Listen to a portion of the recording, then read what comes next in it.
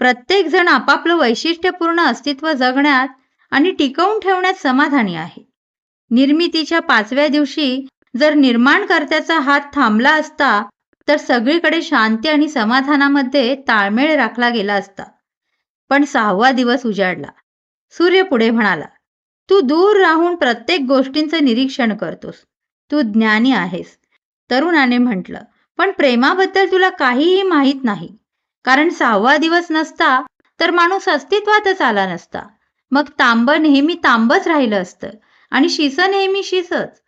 प्रत्येक जीवमात्राची ठराविक नियती असते. हे जरी खरं असलं तरी एक ना एक दिवस ती प्राप्त केली जाईल. त्यानंतर स्वतःपेक्षा अधिक दर्जेदार गोष्टीत प्रत्येकाला बदलावं लागेल. इथेच थांबून चालणार नाही. त्यांना नव्याने नियती प्राप्त करावी लागेल. हे करत असताना असा एक क्षण येईल, जेव्हा जगदात्मा एकमेव असेल. सर्वांचे आत्मे त्याच्या ठिकाणी एकवटतील." तरुणाच्या बोलण्यावर विचार केल्यावर सूर्याने अधिक तेजाने तळपायचं ठरवलं.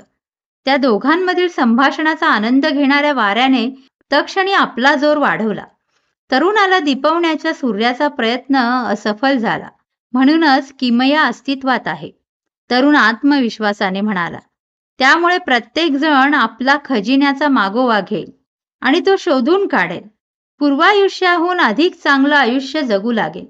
जोवर जगाला शिशाची गरज भासेनाशी होईल, तोवर शिस आपली भूमिका निभावत राहील. त्यानंतरच शिस स्वतःला सोन्यात रूपांतरित करेल. ही किमया साधतो तो खरा किमयागार. आपण जे कोणी आहोत त्याहून अधिक चांगलं होण्याचा प्रयत्न करू लागलो की आपल्या अवतीभोवतीच्या प्रत्येक गोष्टीत चांगला बदल घडून येतो. हे किमयागार आपल्या निदर्शनास आणतात.